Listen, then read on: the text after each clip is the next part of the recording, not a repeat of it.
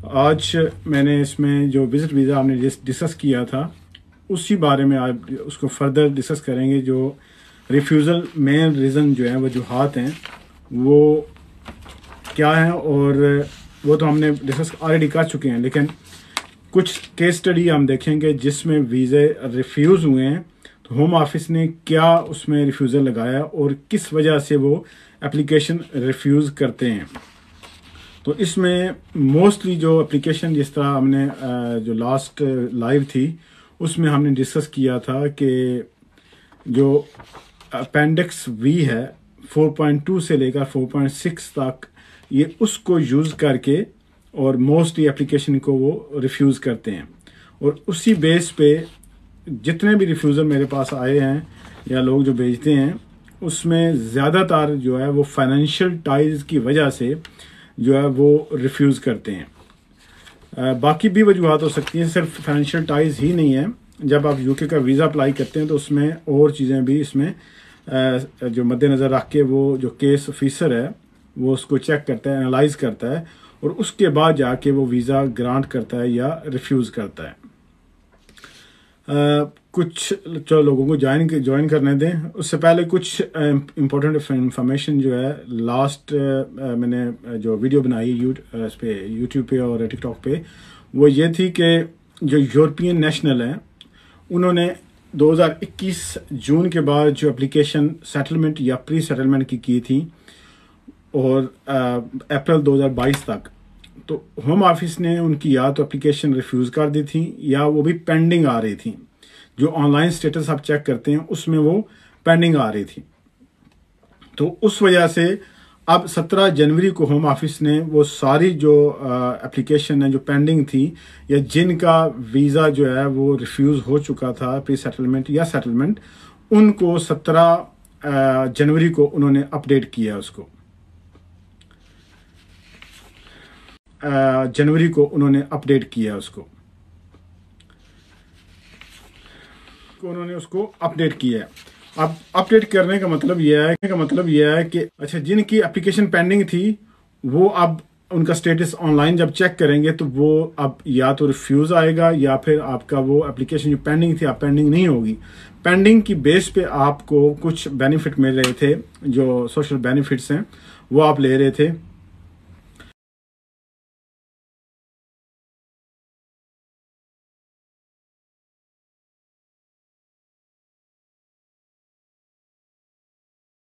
जो भाई ने क्वेश्चन किया उसके 7 महीने पेंडिंग उसको एप्लीकेशन को हो गए हैं। तो आपकी अगर एप्लीकेशन पेंडिंग है तो आप अपने अगर खुद की हुई है तो होम ऑफिस से खुद रब्ता करें। अगर आपका सोलिसिटर या आपका कोई कंसल्टेंट लॉयर है तो उनसे कहें वो उसको चेज करें, होम ऑफिस को लिख के उसकी इन्फॉर्मेशन या उसका जो अपडेट है वो उनसे लें। क्यों कि 6 मंथ तक तो आप चलो वेट कर सकते हैं जो होम ऑफिस कहता है, उसके बाद आपको उसको चेज करना चाहिए। अगर आप ने ऑलरेडी चेज किया कोई रिस्पांस नहीं आया तो फिर अपने लोकल एमपी से या जो आपका काउंसलर है उनसे रब्ता करके आप बेहतर तो एमपी है तो उसके थ्रू आप चेज कर सकते हैं, अपडेट ले सकते हैं। मे भी वो कहीं समटाइम क्या होता है कि एप्लीकेशन चूंकि से ऑनलाइन सिस्टम है तो समटाइम पर्च भी हो सकती है, समटाइम वो जिसे कहते हैं ना नीचे दब गई है। तो इस तरह की ऐसे मेरे केस हुए, उसको उन्होंने पर्ज कर दिया था, वो एप्लीकेशन फुल फी रिफंड करके फिर उन्होंने कहा कि नई एप्लीकेशन करें। तो वो जो नहीं हुई क्यों कि वो उनके सिस्टम में कोई प्रॉब्लम थी इस वजह से, तो इसलिए उसको चेंज करें। यू सेटलमेंट के लिए अप्लाई किया था और 4 महीने हो गए, उनको भी आप ईमेल करें। आप सिस्टम अगर आपने खुद किया है तो उस सिस्टम में जाके जो EU सेटलमेंट स्कीम की टीम है उनको ईमेल करें या उनको कॉल करके उनसे अपडेट ले सकते हैं, उनसे पूछ सकते हैं कि अगर उनको फर्दर डॉक्यूमेंट चाहिए अपनी ईमेल लाजमी चेक करें जंक मेल में, क्योंकि वो अगर उन्हें कोई डॉक्यूमेंट चाहिए होता है तो वो मेंशन करते हैं कि इस डेट की इस चीज़ की इनवॉइसें हमें या जो आपका प्रूफ ऑफ एड्रेस वगैरह वो भेजें। तो क्या अगर आप ईमेल बर वक्त जवाब नहीं देंगे तो ऑटोमेटिकली आपकी जो एप्लीकेशन है वो पेंडिंग रहेगी। अच्छा, तो मैं बात कर रहा था कि 1,41,000 तकरीबन जो EU प्री सेटलमेंट स्टेटस की जो एप्लीकेशन थी वो पेंडिंग थी। अब होम ऑफिस ने उनको जो डिसाइड करके उनका स्टेटस वो रिफ्यूज़ कर दिया है 17 जनवरी को। तो उसमें लगभग यानी 1,40,000 इससे अबव आते हैं लोग और चूंकि उनके जब यूके लॉ के मुताबिक जब आपकी एप्लीकेशन पेंडिंग होती है तो आप या तो आपकी रिफ्यूज़ होती है, रिफ्यूज़ होने के बाद आपको अगर अपील का राइट है तो आप अपील कर सकते हैं। जब तक आपकी अपील चलेगी आपकी 3C ब्रेक नहीं होगी। 3C क्या होती है? Continuity in your immigration status, कि जो आपकी इमिग्रेशन लीव है, फॉर एग्जांपल आपकी जनवरी में ख़त्म हो रही थी लीव, आपने विद इन टाइम आपने उसको अप्लाई कर दिया, उस अब साल केस चलता है, 2 साल चलता है, तो आपकी जब तक एप्लीकेशन डिसाइड नहीं होती उस वक्त तक आपका जो है वो स्टेटस लीगल रहता है। अगर आपने एप्लीकेशन की है, वो रिफ्यूज़ हो गई है, रिफ्यूज़ल के बाद आपको उन्होंने क्या कहा है कि आप अपील कर सकते हैं, अपील का राइट दिया है, तो फिर आप क्या करेंगे, आप अपील अगर विद इन टाइम लिमिट कर देते हैं तो आपकी 3C ब्रेक नहीं होगी, आप लीगल यूके में रहेंगे, जो भी आप बेनिफिट जो भी चीज़ ले रहे हैं वो आपको वो मिलती रहेगी। तो इसमें ये हुआ, जो चीज़ ले रहे हैं वो आपको वो मिलती रहेगी। तो इसमें ये हुआ कि अब जो सिस्टम में अपडेट नहीं हुई थी, जब आप ऑनलाइन जाते थे तो सिस्टम में आ रहा था कि आपकी या तो एप्लीकेशन पेंडिंग है या फिर जस्ट कंफर्मेशन ऑफ जो एप्लीकेशन है वो उसमें शो हो रहा था, वही आप दिखा के जॉब कर रहे थे, वही दिखा के आप बेनिफिट ले रहे थे और वही दिखा के आप बाकी जो NHS वगैरह यूज़ कर रहे थे। लेकिन चूंकि अब होम ऑफिस ने क्या किया, उसको डिसाइड कर दिया, उसका फैसला कर दिया है, तो आप अब चेक करें आपका स्टेटस क्या है। अगर खुदा ना खास्ता आपकी एप्लीकेशन रिफ्यूज़ थी तो आपके लिए प्रॉब्लम है। एक तो आप टाइम पे फ़ौरन उसको, अगर आपको टाइम अभी है उसका तो अपील करें, अगर नहीं तो दोबारा आप अप्लाई करें, उसमें जो भी उन्होंने एलिगेशन लगाया उसको रिमूव करके। तो अब होम ऑफिस ने क्या कहा है कि जो गवर्नमेंट है वो कह रही है कि जिन लोगों को DWP ने बेनिफिट्स दिए हैं, रॉन्गली उनको पे हुए हैं, जितने अरसे के भी पे हुए हैं, और जब से उनका स्टेटस DWP ने बेनिफिट्स दिए हैं, रॉन्गली उनको पे हुए हैं, जितने अरसे के भी पे हुए हैं, और जब से उनका स्टेटस नहीं, प्रॉब्लम ये होगी कि उसमें आपके जो बेनिफिट आपको होम ऑफिस जो DWP ने पे किए हुए हैं, जो यूके गवर्नमेंट ने आपको बेनिफिट पे किए हुए हैं, वो आपको वापस करने पड़ेंगे। और वो उन्होंने चेज करना लोगों को शुरू कर दिया है, नोटिस भेजना शुरू कर दिए हैं। अच्छा, तो अब काफ़ी सारे लोग आ गए हैं, हम शुरू करते हैं कि विज़िट वीज़ा जो है इसको थोड़ा रिकैप करते हैं। विज़िट वीज़ा जब आप अप्लाई करते हैं तो आप किसी भी अपने जो फैमिली मेम्बर है या दोस्त है किसी का अप्लाई कर सकते हैं। उसके लिए फाइनेंशियल स्पॉन्सर या अकोमोडेशन स्पॉन्सर आपके पास होना चाहिए। अब एक बंदा ही दोनों चीज़ें कर सकता है।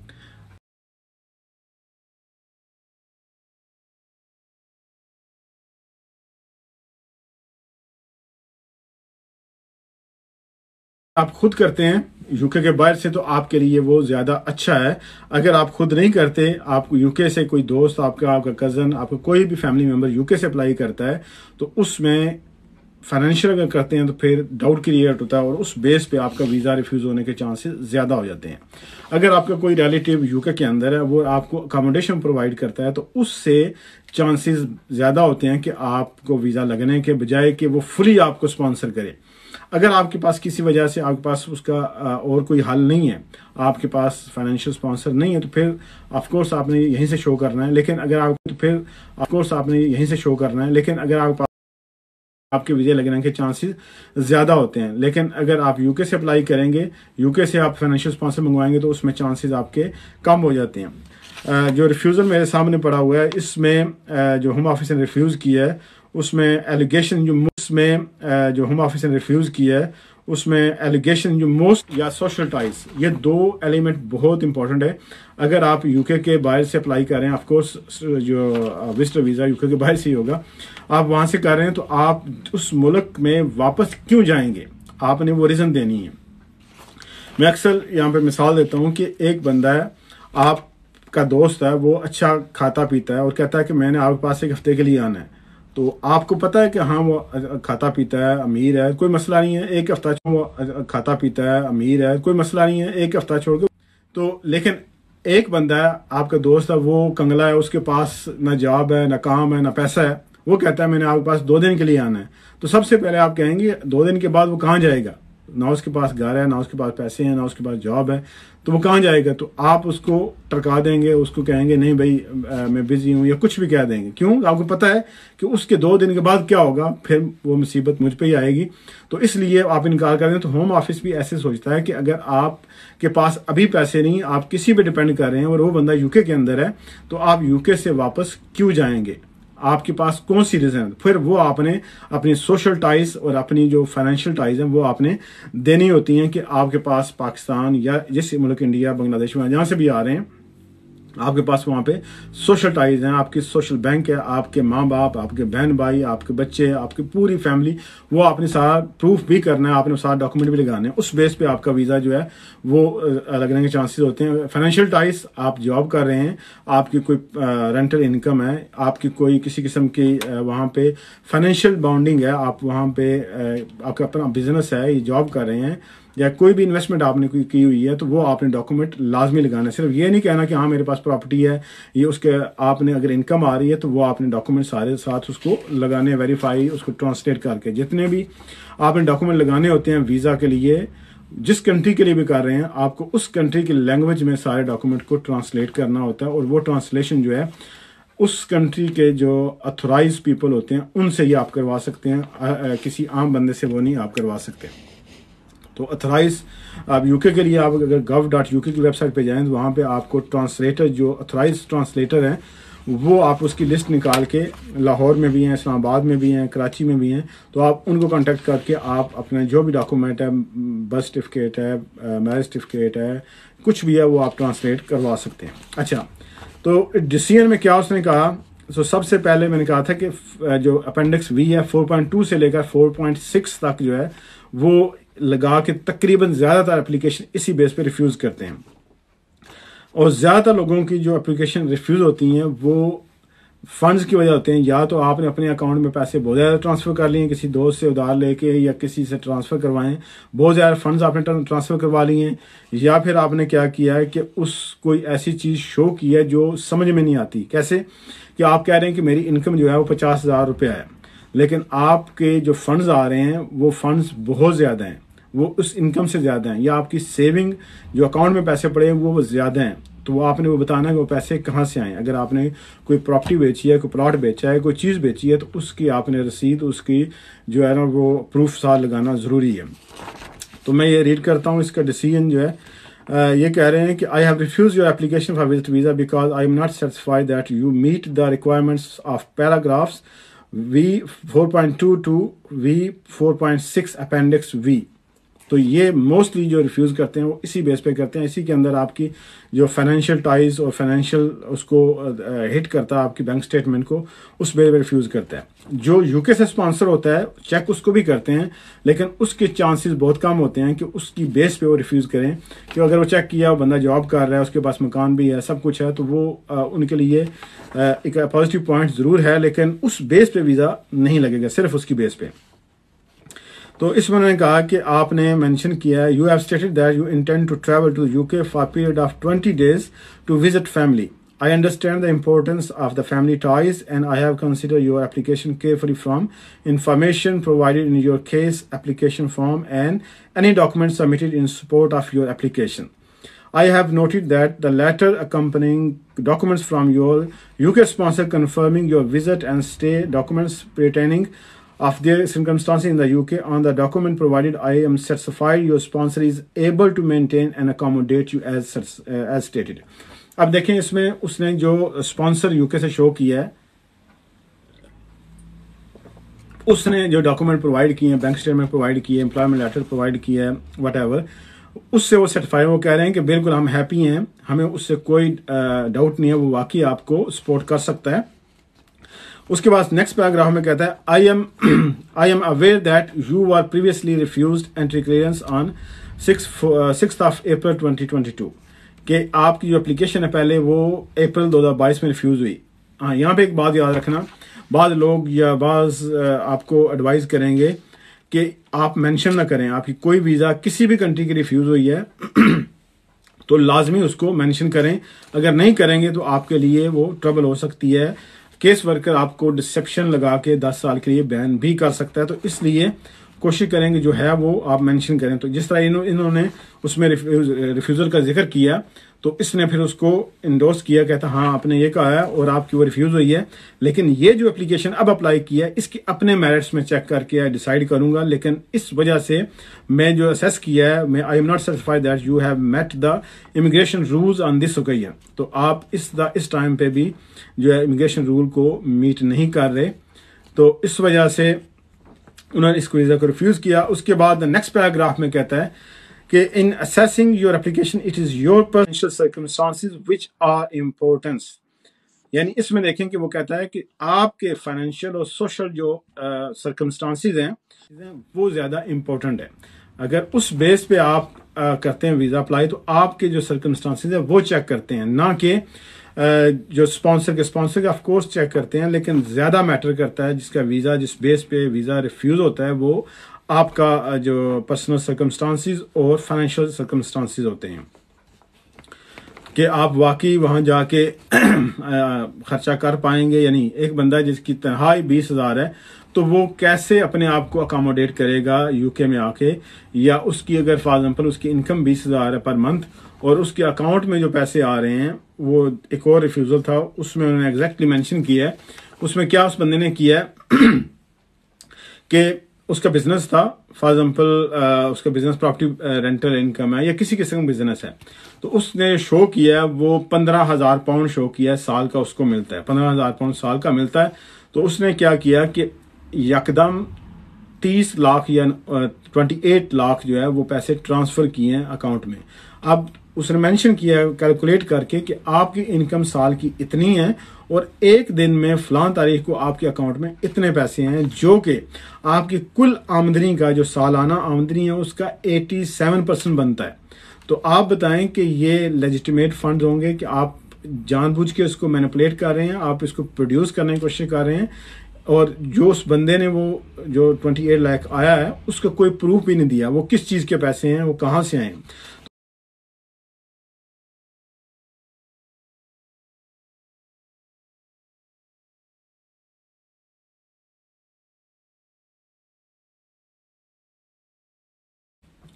पैसा ज़्यादा भी आया तब भी प्रॉब्लम है अगर आप उसका प्रूफ नहीं देते। प्रूफ देना ज़रूरी है। अब इसमें जो इसने रिफ्यूज़ल लगाया है, देखें, you state that you are self employed, ये पाकिस्तान का जो वो अपने आप को स्पॉन्सर कर रहा है खुद। You state that you are self employed and you earn Pakistani rupees equivalent 9,624, जो तकरीबन 24 लाख बनते हैं per year. In support of your application, you have submitted a business card and your personal bank statement from UBL account. वो account number है आगे। तो उसमें आपका जो ओपनिंग बैलेंस है वो सिर्फ 900 रुपये है, जो कि 3 या 4 पाउंड बनते हैं। ठीक है, अब देखिए गौर कीजिएगा इस पे। जब आपने इसको ओपन किया, ओपनिंग बैलेंस आपके जो स्टेटमेंट उसने प्रोवाइड किया है,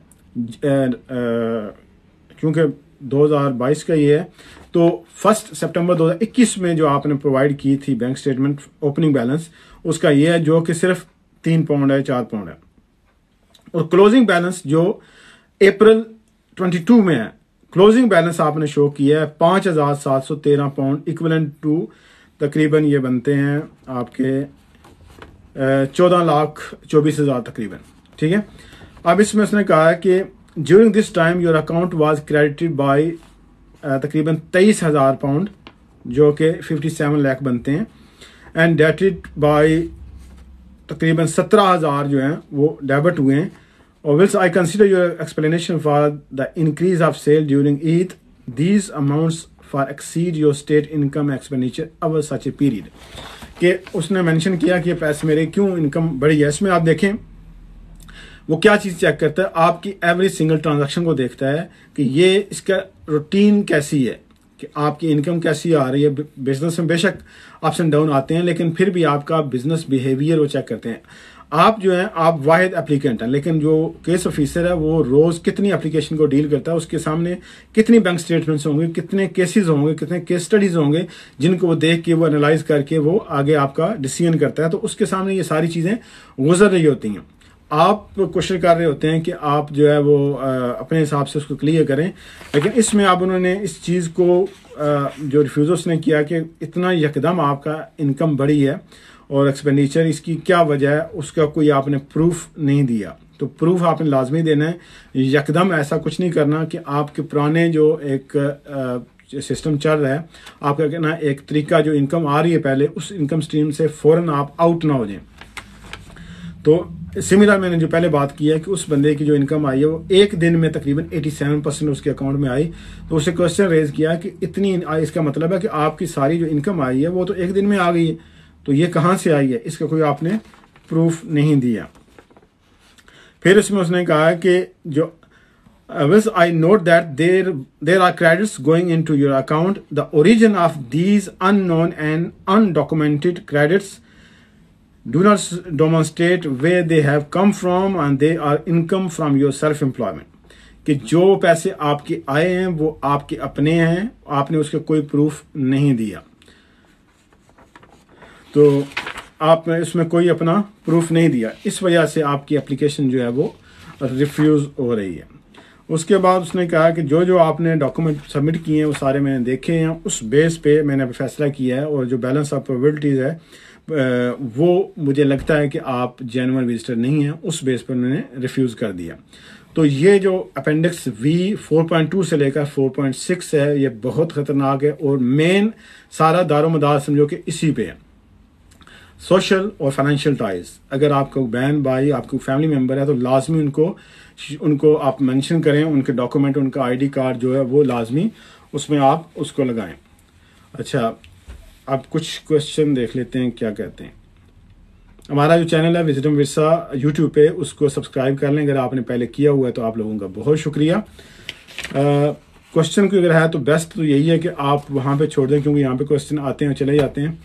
यूट्यूब पे छोड़ दें, मैं कोशिश करूँगा आपको रिप्लाई करूँ, या फिर अगर आप एडवाइस लेना चाहते हैं तो हमारी जो वेबसाइट है www.immigrationin.co.uk, इन INN के साथ है, immigrationin.co.uk, वहाँ पे जाके आप अपनी अपॉइंटमेंट जो है वो बुक कर सकते हैं। तो आपको जो है वो जो भी आपका केस है उस हिसाब से आपको फिर हम एडवाइस कर सकते हैं। यहाँ पे जो है लाइव में हम आपको एडवाइस नहीं कर सकते, ये एक जनरल इन्फॉर्मेशन दे रहे हैं कैसा हुआ किसी के साथ, या एक क्या रूल क्या कहते हैं। तो आप इन चीज़ों को बेस बना के या किसी भी बंदे की ये बातें सुन के आप एप्लीकेशन ना करें।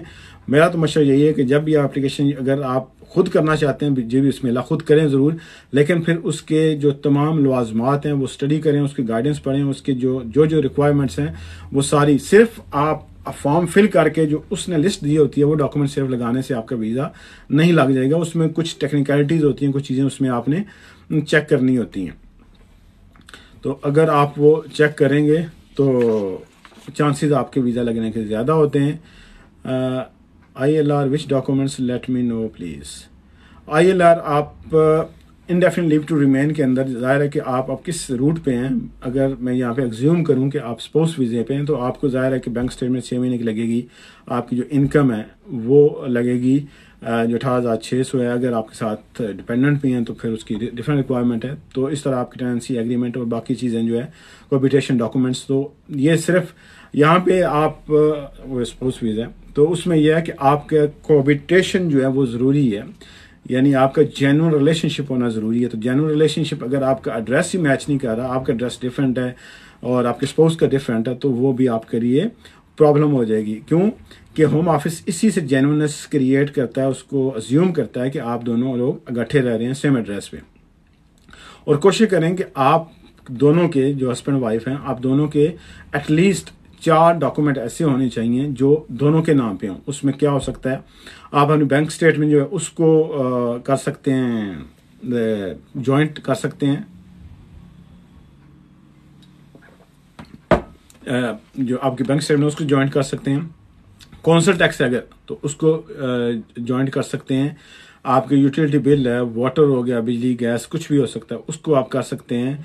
टीवी लाइसेंस अगर है तो वो आप कर सकते हैं। अगर टीवी लाइसेंस में एक बात आपको बताऊं, हालात आजकल बहुत मुश्किल जा रहे हैं, तो अगर आप टीवी लाइसेंस पे कर रहे हैं और पे नहीं करना चाहते तो ये उनकी अपनी रिक्वायरमेंट है। आप उनकी वेबसाइट पे जाके जो गवर्नमेंट की है टीवी लाइसेंस की, कि अगर आप लाइव प्रोग्राम नहीं देखते, BBC प्लेयर वगैरह या लाइव प्रोग्राम आप नहीं देख रहे, लाइव ब्रॉडकास्ट या स्काई न्यूज़ या जिस तरह की, तो आप लाइबल नहीं, आप पे करें।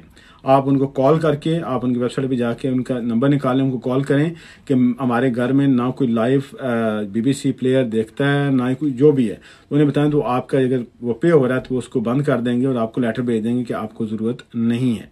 अगर आप वाकई ऑनलाइन कोई जो लाइव स्ट्रीमिंग कर रहे हैं, आपने पैकेज लिए हुए हैं, तो फिर तो आपको पे करना पड़ेगा। लेकिन अगर एक बंदा है जस्ट वो यूट्यूब देखता है, बच्चों के लिए उसने लिया हुआ है, तो उसमें आप जो है ना वो उनको फ़ोन करके उनसे डिस्कस करके आप अपना कैंसिल कर सकते हैं।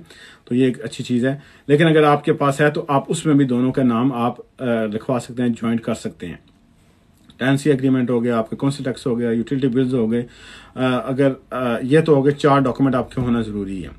अगर आपकी वोट रजिस्टर है तो वो भी सेम एड्रेस पे कोशिश करें हो जाए। वोट रजिस्टर का फ़ायदा क्या होगा आपको कि आपका बनेगा, क्या कहते हैं, एक प्रूफ बनेगा, कल हिस्ट्री बनेगी। कल आप अगर कोई डेबिट या क्रेडिट कार्ड अप्लाई करते हैं, आप बैंक खोलते हैं, मकान लेते हैं, तो उसमें हेल्प करेगा। आपकी क्रेडिट हिस्ट्री बिल्ड होगी। क्रेडिट कार्ड अगर लेते हैं तो उससे भी आपकी क्रेडिट हिस्ट्री बिल्ड होगी। ओके, अच्छा, ये नजू पूछ रहे हैं कि how to add in council. भाई काउंसिल को कॉल करें या इनको ईमेल करें, जिस तरह भी है, उन्हें कहें कि मैं इसका नाम ऐड करना चाहता हूँ, तो वो आप ऐड कर देंगे। वो आपको नया एक लेटर भेज देंगे या एक उसकी जो भी उनका प्रूफ, हर काउंसिल का अपना है। तो आप उनको अपनी काउंसिल को उनसे रब्ता करके फ़ोन पे या ईमेल कि मैं इस बंदे का नाम ऐड करना चाहता हूं, तो वो आपको ऐड कर देंगे। वाटर का भी ऐसा ही है, कुछ तो ऑनलाइन कर देते हैं, कुछ कॉल करनी पड़ती है। तो जैसा भी है कोशिश करें कि इकट्ठे हों। कि मेरे पास ऐसे केस आते हैं कि उनके पास बिल होना दूर की बात, बिल है ही नहीं है, कुछ भी नहीं। तो कोशिश किया करें कि अगर आपका स्पाउस वीज़ा है, इसमें अक्सर प्रॉब्लम ये होती है कि जेन्युइननेस बहुत ज़रूरी है, आप इकट्ठे रह रहे हैं। तो आप अगर किसी वजह से आपके 4 डॉक्यूमेंट नहीं बन पाए किसी वजह से, तो फिर आपने क्या करना है कि आपके 6 डॉक्यूमेंट्स आपके होने चाहिए सेम एड्रेस पे दोनों के। अगर 6 एड्रेस हैं, 6 आपके लेटर हैं, तो वो आपके कोबिटेशन शो करेगा और उससे आपका वीज़ा जो है, अब मैंने एक वीज़ा अप्लाई किया और वो 1 वीक के बाद लग के आ गया। नॉर्मल वीज़ा था, कोई प्रायोरिटी सर्विस यूज़ नहीं की। उसमें हुआ क्या कि उसकी हर चीज़ मैंने उनको A to Z लिख के दी, प्रॉपर एक कवरिंग लेटर के साथ। उसमें क्या कि उस बंदे के तमाम डॉक्यूमेंट अप टू डेटेड थे, हर चीज़ जिस तरह मैंने उसे कहा उसने तैयार किए हुए थे। तो वो बहुत जल्दी, क्यों उस केस ऑफिसर के लिए भी आसानी हो जाती है कि उसको फ़ौरन असेस करे और जस्ट उसने टिक करना। टिक तीसरा ऑडिटर होते हैं ना, कि वो चेक करते हैं कि हाँ ये आपका बैंक स्टेटमेंट, ये इनकम कहाँ से है, ये क्या। अगर आपकी सारी रसीद और सारा एक्सप्लेनेशन आपने दी हुई है तो उस ऑडिटर के लिए भी बहुत आसानी हो जाती है। वो फ़ौरन उसको क्या करता है कि वेरीफाई करके, चेक करके वो ओके कर देता है। तो ये चीज़ है कि अगर आपका डॉक्यूमेंट सारे अप टू डेट हैं, आप जो रिक्वायरमेंट पूरी कर रहे हैं, तो आपका वीज़ा बहुत जल्दी प्रोसेस होने के चांसेस हैं। क्योंकि उस वीज़ा, जितनी आसानी आप वीज़ा ऑफिसर के लिए पैदा करेंगे, उतना वीज़ा आपके लिए जल्दी लगेगा और उसको ट्रबल नहीं होगी। एक सिंपल सी मैं एग्जांपल देता हूँ कि जब भी आपका वीज़ा अप्लाई करना, अभी मुझे तकरीबन आधा घंटा पहले शुरू करने से पहले एक कॉल आई। उसकी जो वाइफ है वो बीमार है और उसने इलाज पाकिस्तान से करवाना है, चूँकि यहाँ पे एक्सपेंसिव है या वट एवर, वो यहाँ नहीं करवाना चाह रहा। लेकिन उसका वीज़ा जो है वो अक्टूबर में ख़त्म हो रहा है। आज फरवरी है और अक्टूबर में तकरीबन 6 महीने बाद। तो अब वो क्या कर सकता है, उसने कहा कि मैं वहाँ जाना है, तो क्या वो जा सकता है या नहीं जा सकता। तो उसमें यह है कि अगर आप वैसे तो 6 महीने तक मैक्सिमम आप रह सकते हैं, आपको कल इंडेफिनेट के लिए और नेशनलाइजेशन के लिए प्रॉब्लम ना हो, मैक्सिमम 6 महीने। अगर इससे ज़्यादा रहते हैं तो 1 ईयर आप रह सकते हैं। अगर मेडिकल रीज़न की वजह से, तो वो आपने प्रूफ देना होगा कि क्यों आप वहाँ पे रहें। तो ये चीज़ें आपने उसके साथ लगानी है। लेकिन प्रॉब्लम ये, उसका वीज़ा ख़त्म होने वाला, तो वीज़ा उसने यहीं पे रिन्यू करना है उसको। तो ये चीज़ है कि आप अपने डॉक्यूमेंट 6 महीने पहले उसको प्लान करना, बल्कि 6 नहीं 7 महीने पहले प्लान करना शुरू कर दें। अगर आपको कोई डॉक्यूमेंट रहता है किसी से, अगर आप खुद पता आपको तो वेरी गुड, नहीं पता तो किसी से पूछ लें। कहते हैं कि खुद नहीं पता तो किसी से पूछ लें।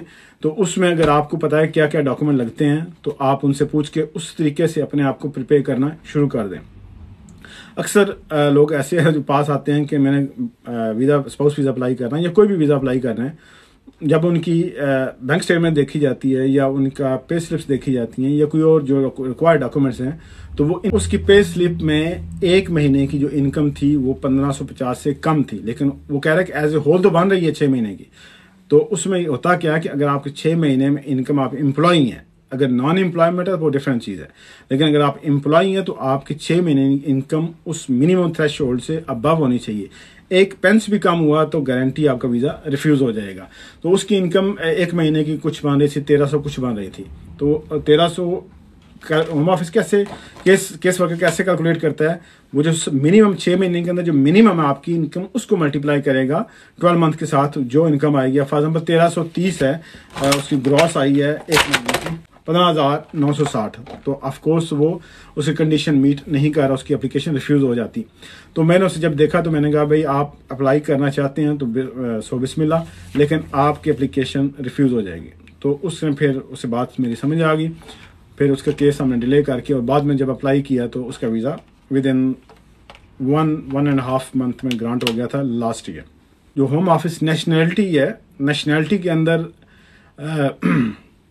नेशनैलिटी राइट नहीं है, वीज़ा आपका राइट है, आप रह सकते हैं, आपका वो आप यहाँ रहने आपका प्राइवेट जो ह्यूमन राइट्स है उसमें आपका आता है, लेकिन नेशनैलिटी जो है वो आपका राइट नहीं है। आप नेशनैलिटी को ज़बरदस्ती नहीं ले सकते, ये डिस्क्रिप्शन ऑफ होम सेक्रेटरी है। अगर तो उनको लगे वो खुश हों तो आपको वो नेशनैलिटी अप्रूव आपकी कर सकते हैं, ग्रांट कर सकते हैं। अगर आप तमाम रिक्वायरमेंट मीट भी कर रहे हैं तो फिर भी वो किसी भी वजह से आपको रिफ्यूज़ कर सकते हैं, क्योंकि वो डिस्क्रेशन है। आपकी कोई भी ऑफेंस है तो आपने उसको लाजमी मेंशन करना है। अगर आपका, क्योंकि आपका बिहेवियर जो गुड करैक्टर है वो लाजमी चेक किया जाता है कि आप कैसे लोग हैं, आपका बिहेवियर कैसा है। एक बंदा है उसके हर दूसरे दिन पार्किंग टिकट आ रहे हैं, तो ये बिहेवियर भी गलत है और इसको वो लाजमी कंसिडर करेंगे। तो आपका पार्किंग टिकट है, आपके कोई किसी किस्म का भी आपका कोई क्रिमिनल रिकॉर्ड है तो आप उसको लाजमी मेंशन करेंगे। हाइडिंग करने से आपका ये नहीं कि आपका वीज़ा ग्रांट होगा, हाइड करने से आप डिसेप्शन के मुर्तकिब होंगे और वो ज़्यादा आपके लिए वर्स है।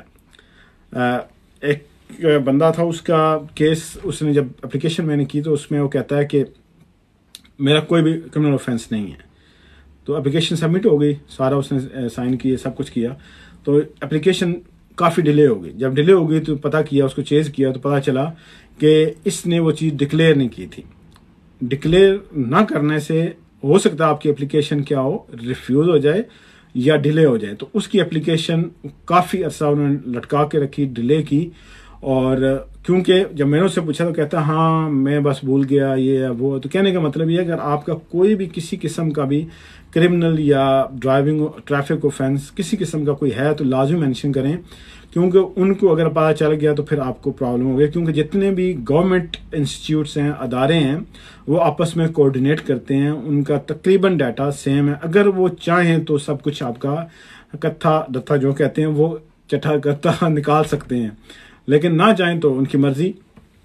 यहाँ पे आपके साथ किसी दोस्त भाई बहन के साथ किसी ऐसा एक्सपीरियंस हुआ होगा कि उसने गलत डॉक्यूमेंट दिए तभी वीज़ा लग गया, तो उसने कहा ये तो होम ऑफिस चेक ही नहीं करता, उसकी लक है अगर वो उसने होम ऑफिस ने उसको चेक नहीं किया या किस ऑफिसर ने उसको चेक नहीं किया। Can I travel before ceremony? अच्छा, अगर आपकी नेशनैलिटी ग्रांट हो जाती है, ठीक है, तो विद इन 3 मंथ्स आपने सेरेमनी बुक करनी होती है। या फिर अगर आपने नेशनैलिटी की एप्लीकेशन सबमिट की हुई है, चूंकि मैंने पहले जब कहा है कि आपकी नेशनैलिटी की एप्लीकेशन जो है वो आपका राइट नहीं है, वो डिस्क्रेशन है। वीज़ा आपका राइट है, तो वीज़ा अगर आप वीज़े की कोई एप्लीकेशन, आप यूके के बाहर ट्रैवल नहीं कर सकते, लेकिन आप नेशनैलिटी की एप्लीकेशन की हुई है तो आप ट्रैवल कर सकते हैं। लेकिन कोशिश करें कि जितना जल्दी हो सके वापस आ जाएं, क्योंकि जब आपकी एप्लीकेशन अप्रूव हो जाती है विद इन 90 डेज आपने लाजमी जो है उसको बुक करना होता है अपना सेरेमनी बुक नहीं करेंगे तो आपकी नेशनैलिटी रिफ्यूज़ हो जाएगी। क्लियर उन्होंने लिखा हुआ है कि आपकी नेशनैलिटी रिफ्यूज़ हो जाएगी, आपको दोबारा अप्लाई करनी पड़ेगी, अनलेस कि आप उनको इन्फॉर्म करें आपको कोई प्रॉब्लम है, तो वो अलग एक चीज़ है। एक्सेप्शनल केसेस हो सकते हैं, एक्सेप्शन ऑलवेज देयर। लेकिन अगर आपका जो आप सेरेमनी अटेंड नहीं कर पा रहे किसी वजह से, तो आप लाजमी उनको इन्फॉर्म करें। आपने विद इन 90 डेज लाजमी अपनी सेरेमनी जो आपने जो भी करीबी कौंसल है उसमें आपने बुक की है, जो भी आपने मेंशन किया था फॉर्म पे, तो उसको लाजमी करें। अस्सलाम वालेकुम भाईजान, कुमार भाई पाक, thank you very much Kumar भाई। अच्छा, तो उसमें ये था कि यार एक तो मैसेज बहुत ज़्यादा कर रहे हैं लोग।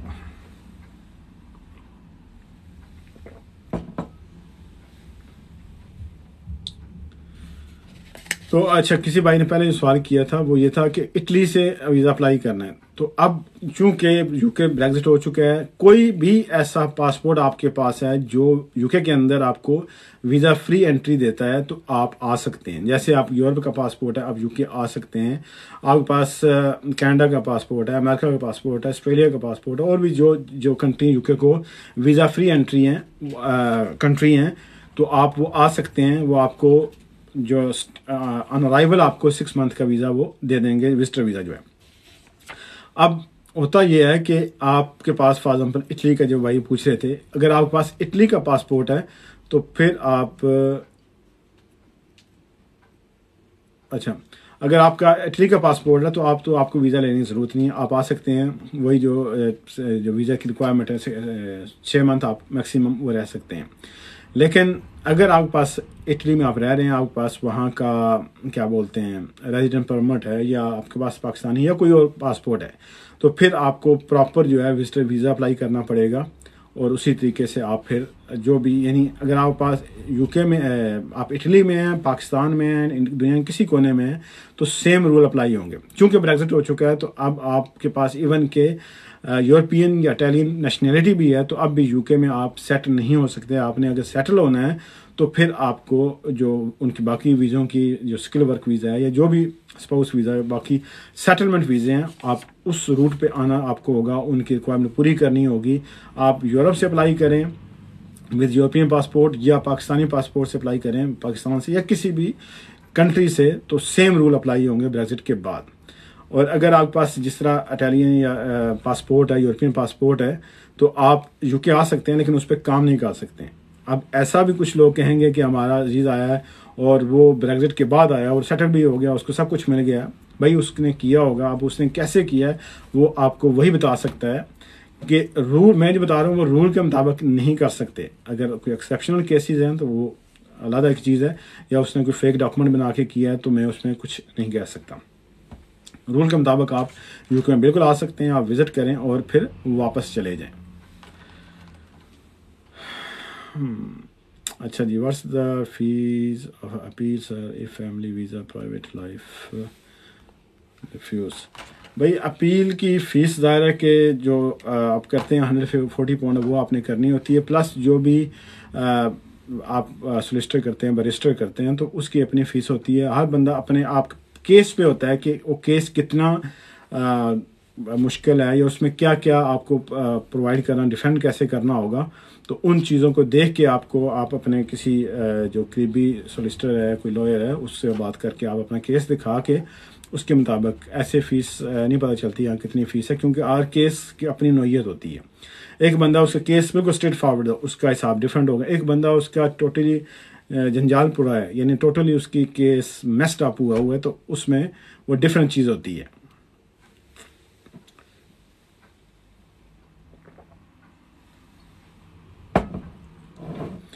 आपका रहते हैं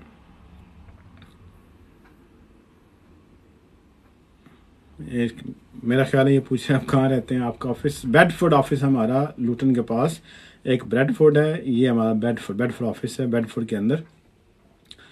और अगर आप कोई अपॉइंटमेंट बुक करना चाहते हैं तो आप हमारी वेबसाइट immigration.in.co.uk वहाँ पे जाके बुक करा सकते हैं। क्वेश्चन है तो आप यूट्यूब चैनल विजडम विरसा उस पर जाके आप छोड़ सकते हैं और उसको लाइक और सब्सक्राइब कर लें अगर आपने नहीं किया हुआ। तो आप लोगों की मोहब्बत का शुक्रिया। ये डो Khan, I need appointment sir, जी बिल्कुल आप ले सकते हैं। आप जाएं www.immigration.in.co.uk, वहाँ पे जाके आप बुक कर सकते हैं और वहाँ पे स्लॉट और सारी चीज़ें अवेलेबल हैं। Sir your good name, Bisharat Hussain मेरा नाम है सर। अच्छा जी, थैंक यू जी joint. Can someone confirm my comments are showing what comments, क्योंकि इसमें ऊपर फ़ौरन चले जाते हैं, समझ नहीं आती कि किसका कौन सा कमेंट है। If we have point on the licence can we apply for IL? IL apply कर सकते हैं, लेकिन आप उसके जो लाइसेंस है वो किस बेस पे आपको लगे हैं वो सारी देखना है, वो कितने के लिए वैलिड होता है। तो आप हाइड कुछ नहीं करना आपने, अगर आप वो नहीं ग्रांट करेंगे तो आपको एक्सटेंशन दे देंगे। अच्छा, इसमें एक जो बात है कि जब फीस आप अप्लाई करते हैं, वो आप अप्लाई करते हैं इमिग्रेशन इंडेफिनिट लीव की, तो उसकी फ़ीस डिफरेंट है। तो लेकिन जब अगर किसी वजह से आप इंडेफिनिट अप्लाई किया है और आपकी वो इंडेफिनिट रिफ्यूज़ हो जाती है, तो आपको एक्सटेंशन दे देते हैं। एक्सटेंशन देंगे तो फिर आपको कहते हैं कि ये आपका टाइम भी नॉर्मल 10 डेज़ देते हैं कि इस 10 डेज़ के अंदर आप अपनी जो इमिग्रेशन हेल्थ सर्च चार्ज है वो पे करें, या जो भी डिफरेंस बनता है वो पे करें, तो आपकी एप्लीकेशन जो है हम वो एक्सटेंड कर देंगे अगर वो नहीं हो सकता। Any student visa available? भाई स्टूडेंट वीज़ा तो आप यूनिवर्सिटी से अपना पहले इनरोलमेंट करवाएं, आपने कोर्स क्या करना है, तो उसके बाद जो अगर आपकी रिक्वायरमेंट है, आई मीन जो भी डिग्री आप करना चाहते हैं, तो उस डिग्री के हिसाब से और उस यूनिवर्सिटी कॉलेज की रिक्वायरमेंट पूरी करके तो फिर आप वीज़ा ले सकते हैं। ऐसा नहीं है कि बस वो जिस तरह आप ग्रोसरी शॉप पे जाएं तो वीज़ा दे दें, मुझे ऐसा नहीं है। Work visa UK? जी, वर्क वीज़ा यूके के अंदर बड़े वर्क वीज़े हैं, लोग बेच रहे हैं, जिस तरह नहीं थोक के हिसाब से बेच रहे हैं, जी मुझसे ले लें 10,000 20,000, तो ऐसा ना करें। अगर अपने आप को 20,000 30,000 पाउंड दे के इलीगल ना करवाएं। वो मोस्टली जो हैं अच्छे लोग भी हैं और जेन्युइन लोग भी हैं, लेकिन ज़्यादातर जो है वो क्या है, कंपनी बना के आपका वीज़ा ज़रूर लगेगा, आप आ जाएंगे यूके आने के बाद, क्योंकि वो ना आपको जॉब देंगे। मेरे पास हर रोज़ कोई ना कोई बंदा आया होता है, वो कहता है कि हम इंडिया से आए हैं, पाकिस्तान से आए हैं, फलां कंट्री से आए हैं, तो उन्होंने हमारे साथ कुछ और प्रॉमिसेस किए थे, यहाँ कुछ और कर रहे हैं और हमसे काम भी डबल ले रहे हैं, या फिर हमें वो जॉब ही नहीं दे रहे, वो कहते हैं जहाँ मर्जी जाओ काम करें जाके, हमारे पास काम ही नहीं है। तो ऐसी सूरत में आपके लिए ट्रबल हो जाएगी। अगर आपका स्पॉन्सर आपको स्पॉन्सर ही नहीं कर रहा, आप उनके पास जॉब नहीं कर रहे, तो आपके लिए ट्रबल हो जाएगी, आपका वीज़ा कर्टेल हो जाएगा, या खुदा न खास्ता किसी वजह से उस एम्प्लॉयर का लाइसेंस कैंसिल हो जाता है किसी भी वजह से, क्योंकि नॉर्मली 4 साल का जो आप होम ऑफिस एम्प्लॉयर को लाइसेंस देती है, एम्प्लॉयर लाइसेंस अगर कैंसिल हो जाएगा तो आपका भी वीज़ा ऑटोमेटिकली कर्टेल कैंसिल हो जाएगा, आप फिर ज़ीरो के ज़ीरो हो जाएंगे। तो 5 साल तक आप ऐसी कंपनी के साथ जाएं जो वाकई लेजिटिमेट हो, जो वाकई जेन्युइन हो। आप उनकी जो हिस्ट्री है वो कंपनी हाउस से जाके चेक कर सकते हैं, उनका कितना ट्रैक रिकॉर्ड है। ऐसे नहीं कि बंदा आया पैसे बना के वो रफू चक्कर हो जाए, क्योंकि हर बंदा चाहता है कि उसकी क्विक मनी बने, तो ये क्विक मनी बनाने वाला एक फार्मूला है। तो बहुत सारे लोग इस तरह कर रहे हैं, लेकिन ना मैं रिकमेंड करूँगा और ना ही मेरे पास कोई ऐसा है।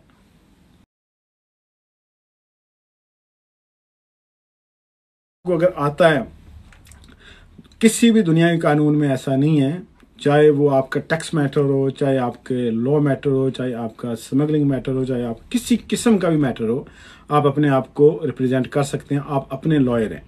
अगर आप नेशनलाइजेशन छोड़ के कोई भी दुनिया जहाँ की एप्लीकेशन करना चाहते हैं तो बिल्कुल आप कर सकते हैं। लेकिन मैं यहाँ पे अक्सर मिसाल देता हूँ कि हम डॉक्टर के पास क्यों जाते हैं, क्यों कि उसको ज़्यादा पता है कि किस वेन में इंजेक्शन लगेगा और कहाँ पे लगेगा और कौन से इंजेक्शन लगाना है। अब सेम इंजेक्शन सबको नहीं लग सकता, हर बंदे की कंडीशन डिफरेंट होती है। अब हो सकता है कि एक ही पैरासीटामोल आप खाएं और दूसरे को मना हो, वो ना खा सकता हो, क्यों, उसको कोई प्रॉब्लम हो सकती है, उसे कैंसर हो सकता है, उसे किसी किस्म की और बीमारी होगी, ब्लड प्रेशर या किसी किस्म का भी। तो जो भी प्रेस्क्राइब किया जाता है, तो सिर्फ इस चीज़ से, अब फॉर एग्जाम्पल मुझे पेन होती है, मैं हमेशा पैरासीटामोल खाता हूँ, तो मैं अब हर बंदे को ये नहीं कह सकता कि आप भी भाई ये खाएं और आप ठीक हो जाएंगे। नहीं, हर बंदे की अपनी एक रिक्वायरमेंट या उसके सर्कमस्टांसिस होते हैं, उस बेस पे डॉक्टर प्रेस्क्राइब करता है और उसका इलाज करता है। तो बिल्कुल ऐसे ही अगर आप खुद एप्लीकेशन करना चाहते हैं तो आप बिल्कुल कर सकते हैं, लेकिन सारी उसकी रिक्वायरमेंट पहले या खुद स्टडी करें या किसी से पूछ लें। तो अगर आप खुद नहीं पूछ सकते तो फिर बेहतर है किसी से फिर एप्लीकेशन करवा लें, क्योंकि पंजाबी में कहते हैं जिसका काम उसी को साजे, कि हर बंदा हर काम नहीं कर सकता। अगर आप अपने आप को वाकई समझते हैं कि आपके पास इतना टैलेंट है, आप इतनी स्टडी कर सकते हैं, इतना टाइम है, तो वाई नॉट, आप ज़रूर स्टडी करके उसको अप्लाई करें, बगैर स्टडी करके अप्लाई ना करें। एक और मैं आपसे एक शेयर करता हूँ। मेरे पास एक आया बंदा, उसने नेशनलाइजेशन की एप्लीकेशन खुद की हुई थी। अब उसमें ये हुआ था कि उसकी एप्लीकेशन पहले इमिग्रेशन की कुछ रिफ्यूज़ हुई थी और उसमें गैप भी था। उसने जब रिफ्यूज़ल आया मेरे पास लेके आया तो कहता है ये रिफ्यूज़ल है, तो उन्हें क्लियर लिखा हुआ था कि आपने ये चीज़ मेंशन नहीं की और आप ओवर स्टे रहे हैं इतना अर्सा, तो आपने अपना टेन्योर अभी पूरा ही नहीं किया, तो आप क्वालिफाई नहीं करते। तो खुद अप्लाई करने से ये आपको फ़ायदा होगा कि आपको 1330 पाउंड जो हैं वो ज़ाया हो जाएंगे, ये फ़ायदा होगा। तो बेहतर है कि वो 50 पाउंड 100 पाउंड दे के किसी से आप मत ले लें, किसी से मशवरा ले लें। वो 50 पाउंड आपके ज़ाया नहीं जाएंगे, आपको फ़ायदा ही देंगे। उनकी शादी हुई है यूके में, उनके बच्चे नहीं हैं, तो फिर क्या करेंगे, ओवर स्टेड है। तो अगर ओवर स्टे हैं और बच्चे नहीं हैं तो फिर केस थोड़ा वीक होता है, लेकिन आप फिर भी प्राइवेट लाइफ पे आपके सर्कमस्टांसिस चेक करके वो हो सकता है केस कि आपको कितना अर्सा हो गया। बहुत सारी चीज़ें देखी जाती हैं, सिर्फ बच्चे या सिर्फ एक चीज़ नहीं देखी जाती, उसमें बहुत सारी चीज़ें देख के आपका केस, इसलिए कहते हैं कि आप पहले डिस्कस करें, सारे आपके सर्कमस्टांसिस देख के जो आपका सोलिसिटर या लॉयर होगा वो उसी हिसाब से आपका केस प्रेजेंट करेगा। देखें, मिसाल के तौर पे आप डॉक्टर के पास जाते हैं, आपको 4-5 जगह पेन है, लेकिन आप एक मर्ज बता रहे हैं, एक जगह की बता रहे हैं, तो उसने उस एक मर्ज के हिसाब से आपको एडवाइस करनी है। अगर आप कहेंगे नहीं मुझे ये भी पेन है, हो सकता है कि आपको कोई थर्ड प्रॉब्लम हो, उस वजह से वो पेन हो रही हो। तो ये चीज़ है कि आप अगर जो भी आपके इशू हैं, जो आपके सर्कमस्टांसिस हैं, उसको बता के डिस्कस करके तो फिर अपना आगे जो भी इनिशिएटिव है वो लें। तो मैं बात कर रहा था शुरू में कि 6 महीने का टाइम आपके पास एटलीस्ट 6 से 7 महीने का होना चाहिए जब आप अपनी एप्लीकेशन तैयार करना शुरू करें या डॉक्यूमेंट तैयार करना शुरू करें, और उस वक्त आपको एडवाइस लेनी चाहिए। क्यों कि अगर खुदा न खास्ता आपकी पे स्लिप में कोई कमी है या आपके किसी और डॉक्यूमेंट में कमी है, तो आपके पास इतना इनफ टाइम हो कि आपको उसको पूरा कर सकें। मैं एक यहाँ पे आपको एग्जांपल देता हूँ कि एक बंदा है, उसने सारी ज़िंदगी जो है या जो भी उसने 2 साल गुजारे हैं, उसने इनकम उसकी 18,600 से ऊपर रही है, लेकिन जब वीज़ा अप्लाई करने जा रहा है तो उसकी इनकम जो है वो कम हो जाती है। तो अब उसके पिछले 4-5 साल वो किसी काम नहीं आएंगे। हाँ, अगर 12 महीने की है तो फिर 12 महीने की काउंट होगी, अदरवाइज किसी वजह से उसकी प्रॉब्लम होगी तो उनका वीज़ा जो है वो फिर 10 ईयर्स पे जा सकता है, 5 ईयर्स की बजाय। तो नुकसान क्या होगा, आपका टेन्योर लंबा हो जाएगा, आपको फीसें ज़्यादा देनी पड़ेंगी, आपको हैसल ज़्यादा होगी, फ्रीडम आपको लेट मिलेगी। फ्रीडम का मतलब क्या है कि यूके के अंदर तो वैसे ही फ्रीडम है।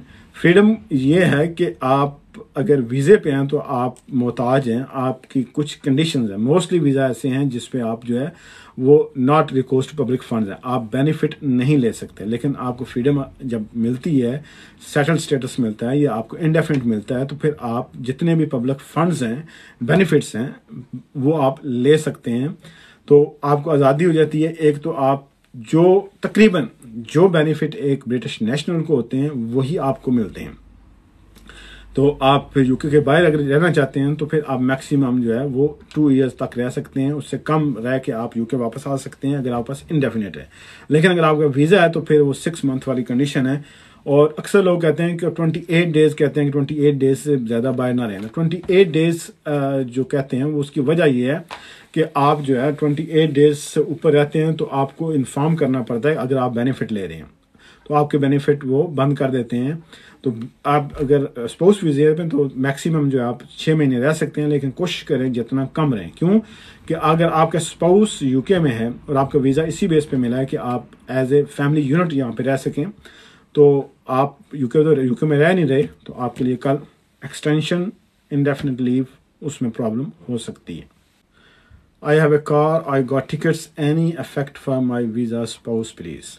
स्पाउस पे अगर आपका कोई टिकट लग जाता है वैसे इतना इशू नहीं है, लेकिन अगर वो टिकट आपने पे नहीं किया, आपके खिलाफ वो पेंडिंग में चला गया, तो फिर ट्रबल हो सकती है। या आपको ECG लग जाता है तो उसमें ट्रबल हो सकती है। फिर आप मेंशन भी करें उसमें। एक केस मेरे पास ये आया था कि उस बंदे ने उसका एक कौंसल का लगा, पार्किंग टिकट लगा, उसने नहीं पे किया। अब उसने नहीं पे किया तो उसकी गलती नहीं थी, वो कह रहा है कि मैंने वट एवर जो भी रीज़न थी, तो वो कह रहा है मेरी गलती नहीं है। उसने उनके साथ फिर कम्युनिकेशन शुरू की, अपील शुरू कर दी, कम्युनिकेशन शुरू की।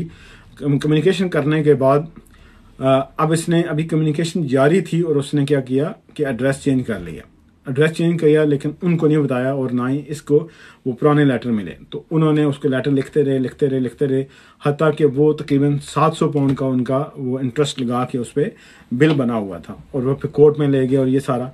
तो उसमें ये सारी चीज़ें आपको फिर मेंशन करनी पड़ेंगी। अगर नॉर्मल टिकट है तो उसका कोई मसला नहीं है, अगर आपको एक टिकट आया आपने पे कर दिया है, लेकिन फिर भी आपका वो सक्सेसिव बिहेवियर नहीं होना चाहिए कि आप हर दूसरे दिन आपका यही बिहेवियर है, या फॉर एग्जाम्पल आप ड्रंक ओके ड्राइव कर रहे हो तो आपका बिहेवियर यही रहा हो।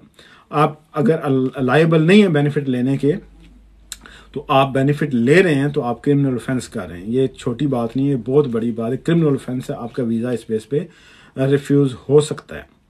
तो इसलिए आप जब बेनिफिट लेते हैं या कोई भी एप्लीकेशन करते हैं तो अपने सर्कमस्टांसिस को देख के और अपने जो वीज़ा की रिक्वायरमेंट्स हैं उसको देख के आप उसको लाजमी चेक किया करें, अदरवाइज़ कल आपको नेशनैलिटी में वीज़ा एक्सटेंशन में प्रॉब्लम हो सकती है।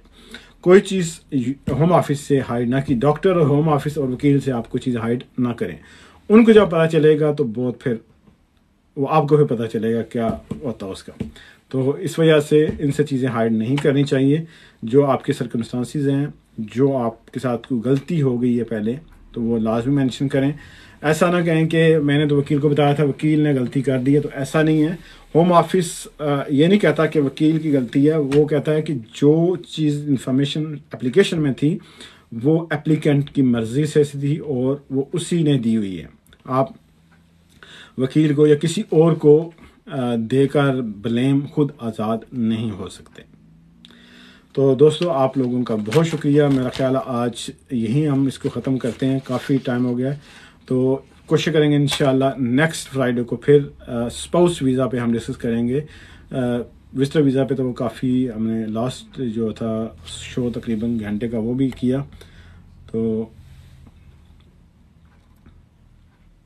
इंशाल्लाह जो नेक्स्ट फ्राइडे होगा उसमें हम कोशिश करेंगे स्पाउस वीज़ा सारी उसकी जो मेन चीज़ें हैं, कैसे अप्लाई करते हैं, रिफ्यूज़ क्यों होता है, रिक्वायरमेंट्स क्या हैं, कोशिश करेंगे इंशाल्लाह उसको कवर करने की कोशिश। अगर आपको क्वेश्चन है तो आप यूट्यूब जो हमारा चैनल है विजडम विद सा उस पर ज़रूर ड्रॉप कर दें। मैं कोशिश करूँगा इंशाल्लाह फ्री होकर उस पर रिप्लाई करूँ।